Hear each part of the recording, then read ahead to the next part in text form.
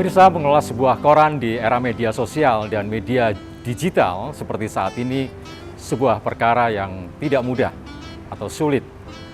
Tapi ada orang yang terus bersemangat mengelola koran hingga terus berkembang. Bahkan separuh hidupnya dihabiskan untuk mengelola sebuah koran. Dia adalah Direktur Utama Jawa Pos Radar Semarang, Bapak Baihaqi. Mari kita berkenalan dan kita ngobrol bersama dengan beliau.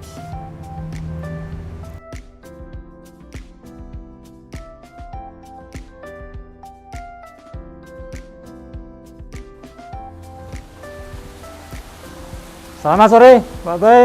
Selamat sore, Mas Sulis. Apa kabar? Kabar baik, Pak Bay. Silakan. Baik, terima kasih, Pak Bay. Sehat, Pak? Sehat, alhamdulillah. Alhamdulillah. Wah, long Pak duduk di sini, Pak, di teras. Ya, sambil menikmati gemericik kolam renang lah. Izin ya, Pak, saya lepas maskernya, Pak Bay. Ya. Udah new normal. Ya. Pak Ya. Baihaqi sekarang usia berapa tahun ini, Pak? 62 tahun. 62 tahun. Saya hitung mulai bekerja di koran. Mulai menjadi wartawan itu tahun 1985, Mas. Berarti pas usia berapa tahun itu, Pak? Saya lahir tahun 1960. 1960, 25 tahun. 25 tahun. Ya. Sekarang 2022. Ya. Berarti 38 tahun ya, Pak, kurang lebih ya, Pak ya. Nah, ini saya ketik ini, Pak, saya hitung ini, Pak, 38 tahun. Wah, separuh lebih ini perjalanan. Saya malah nggak pernah menghitung itu, Mas. Nah, ini makanya saya hitungkan, Ya, Pak, ini. Karena bagi saya hidup ya hanya dijalani Ya. begitu saja, masih dikasih hidup lagi, bersyukur gitu. Betul. Tahun 85 Pak Bay menjadi atau melamar menjadi wartawan di Jawa Pos waktu itu ya. Ya, pada saat itu saya pertama kali menjadi wartawan Jawa Pos di Surabaya. Surabaya. Jadi pendadarannya di Surabaya. Ya.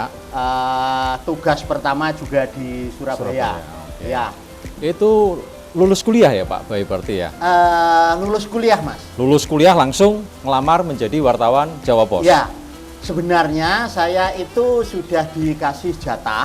Ya, mohon maaf pada Ya. saat itu di perguruan tinggi saya itu kebetulan membutuhkan dosen yang banyak. Oh. Saya itu di list nomor 1, Iya, dicari-cari oleh dosen saya. Iya. Tetapi ketika saya dipaksa untuk melamar, saya tidak memasukkan lamaran dan Iya. saya justru mengikuti tes di Jawa Pos. Wah, ini boleh dibilang disersi nih ya, Pak Bay ini disersi nih, dicari sama kampusnya. Suruh mengabdi malah kabur.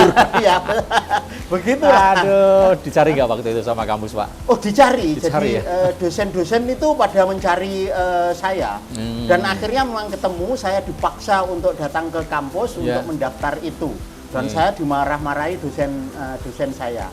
Udah dijagokan malah ini ya, Ya. malah kabur ya, Pak ya. Ya. Kalau boleh ngomong ya, Pak ya. Ya. Jadi dosen itu kan enak ya. Ya. Berdiri di depan kelas, ngajar, nggak kepanasan, nggak kehujanan ya. Tiap bulan gajian, PNS, pegawai negeri kan waktu itu ya, Pak ya. Betul. Kok memilih hal yang masih ngelamar kan itu? Iya, Jadi masih kan lamar. belum tergambar jelas kan pekerjaannya Belum, kan? belum diterima. Nanti seperti apa Ya. kan gitu kan? Gajinya seperti apa, penghasilannya Betul, gitu. betul. Masa depannya seperti apa? Ya. Nah ini kok nekat banget itu loh, Pak Ya. Baihaqi itu apa yang mendorong Pak Bay mengambil keputusan mengabaikan panggilan Ya. kampus? Mungkin inilah panggilan hidup, Mas. Jadi pada saat itu kalau saya mau mendaftar menjadi dosen itu hampir pasti diterimanya karena memang saya sudah diploting di situ. Iya. Tetapi panggilan hidup, saya ini kuliah itu kan jurusan namanya agak asing ya bagi orang awam. Iya. Pendidikan luar sekolah. Pendidikan luar sekolah. Namanya memang jurusannya itu pendidikan luar sekolah, Mas. Loh ini kan calon guru ya bener? Ya, calon pendidik. IKIP ya, Pak ya? Iya, pendidik itu di luar sekolah. Nah, karena saya itu sudah dididik untuk di luar sekolah, Iya. termasuk diantaranya adalah pendidikan masyarakat. Bagi saya menjadi wartawan itu adalah bentuk lain dari mendidik masyarakat. Oh, oke. Nah, karena salah satu filosofi koran itu harus memang mendidik. Itu list cita-cita pertama? Cita-cita sih nggak tahu ya, Mas. Saya ini Kok langsung lulus sudah ada pekerjaan di depan mata kok ya diambil yang jauh gitu loh. Yang nggak jelas atau belum jelas gitu. Ya begitulah. Iya. Karena hidup saya sejak kecil itu hanya saya jalani. Saya ini anak desa, anak petani. Iya. Dari ayah saya petani. Saya ketika masih di SMP itu saya sudah mencangkul, SMA ya sudah mencangkul. Nggak pikir apa-apa, Mas. Sudah bisa kuliah, itu syukurnya sudah luar biasa gitu. Maka tidak membayangkan lagi nanti akan menjadi apa gitu. Tahun itu tahun 80-an mungkin orang yang kuliah di sebuah desa itu mungkin bisa dihitung dengan jari zaman itu ya, Pak. Wah, luar biasa gitu kan. Iya. Kayaknya pada saat saya ya nggak tahu mungkin yang pertama atau yang keberapa gitu. Serius saya itu di kaki Moria di kaki Gunung Moria di Kudusan. Saya ini kan memang sejak kuliah langsung saya kuliah di Jawa Timur. Oh, di Jawa Timur. Jadi tahun 80 itu saya sudah langsung tinggal di Jawa Timur. Kemudian tahun 85 itu kan menjadi wartawan di Surabaya, pindah ke Surabaya gitu. Setahun kemudian saya ini diangkat menjadi kepala biro Jawa Pos di Malang, balik lagi ke Malang. Jadi wartawan setahun, kemudian diangkat langsung jadi kepala biro. Kepala biro di Malang. Nggak sia-sia berarti mengabaikan panggilan jadi dosen. Ya begitulah. Mungkin ya panggilan hati nurani itu. Ini saya dianggap berprestasi begitu karena saya menjadi wartawan itu memang all out sepenuhnya. Hidup itu saya jalani sama seperti ketika saya mencangkul itu.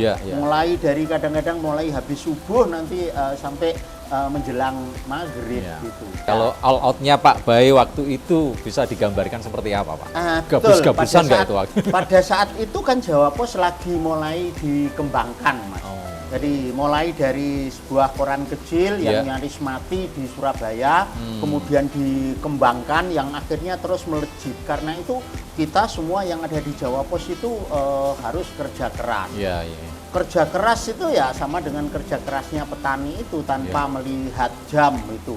Saya tidak pernah pulang itu misalnya jam 7 atau jam 8 malam pada saat itu. Saya pulang ke rumah itu harus setelah membaca koran pada hari itu. Kebetulan koran pada saat itu dicetak di percetakan di bawah ruang redaksi. Jadi di lantai satu gedung. Satu gedung gitu. Jika saya menunggu koran itu dicetak kira-kira selesai jam 12, jam 1 itu selesai. Nah, saya harus baca itu sampai jam 3. Nah, barusan saya pulang atau tidur. Paginya ya menjalankan tugas sebagai wartawan.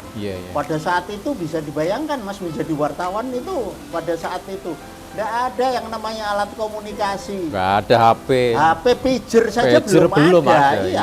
Kantor saja itu teleponnya cuma 2, Mas. Tapi luar biasanya itu selalu standby ketika dibutuhkan ya. Kalau zaman segitu kenapa itu? Betul. Ya itu karena kita di wartawan itu orang bilang itu profesi. Kerja sebagai wartawan itu profesi. Profesi bagi saya itu ada tanggung jawab yang melekat. Tanggung jawab yang melekat itu seperti halnya dokter.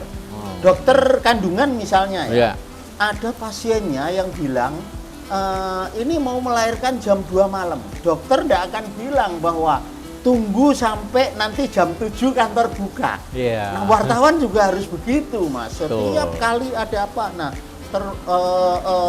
harus selalu standby, harus selalu mendengar. Nah, karena itu kalau misalnya kita banyak-banyak tidur ya tidak mendapat informasi apa-apa. Apalagi sekarang, kalau sekarang ada lebih WA, mudah. ada informasi datang sendiri. Doktrin kita pada saat itu kan namanya berita itu harus baru gitu. Betul. Harus ada unsur kebaruan, harus ada aktualitas gitu. Itu doktrin kita. Itu yang harus ditanamkan ya, Pak. Betul. Pak Bae, ngomong-ngomong Pak Bae ini kan wah jabatannya banyak. Wakil Direktur Jawa Pos Group Radar JPR. Direktur Utama Jawa Pos Radar Semarang. Direktur Jawa Pos Radar Kudus. JPR itu kan belasan jaringannya ya Pak ya. 19 Jawa Pos Radar Semarang 13 kabupaten di beredar. Betul. Kudus 7. Ada 6 daerah. 6 daerah di Karsidenan Pati. Wah, itu celak ujuk saya itu bayangkan itu Pak ya. Wirawiri itulah yang celak ujuk menyebabkan gitu, Pak. saya lebih semangat lagi Mas. Karena Ya. sekian daerah di Jawa Pos Radar Group saya sebagai wakil direktur Ya. itu membawai 19 perusahaan radar di Jawa Tengah, Ya. di Jogja, Ya. kemudian di Bali. Oh, Jawa Timur seluruhnya termasuk Madura. Oh, iya. Tapi alhamdulillah masih sehat. Betul, Di Pak. Kudus juga begitu. wah. Nah, gitu. Lah kantor kita itu di Semarang kan bukan hanya di Lempong Sari ini, Iya. tapi kita punya kantor di Magelang, kita punya Pekalongan. kantor di Pekalongan. Nah, Iya. Kudus juga seperti itu. Bentar lagi Salatiga. Nah, inilah yang memang harus semangat lah. Oke Pak Bay, kita ingin memberikan gambaran kepada para pemirsa bagaimana sebuah koran itu dibuat ya. Oh, oke. Kan Kalau mulai gitu dari kita redaksi. ke ruang redaksi Siap, saja. oke. Kebetulan ini kan memang satu kesatuan dari Ya. gedung kita untuk kerja itu di depan, kemudian yang belakang ini untuk rapat dan aktivitas Ya. yang lainnya, sambil juga kita ngadem di poolside. Full ini. set. Oke. Ya, oke. Bisa kita sana Pak Bay? Siap. Oke, ayo. baik. Yuk.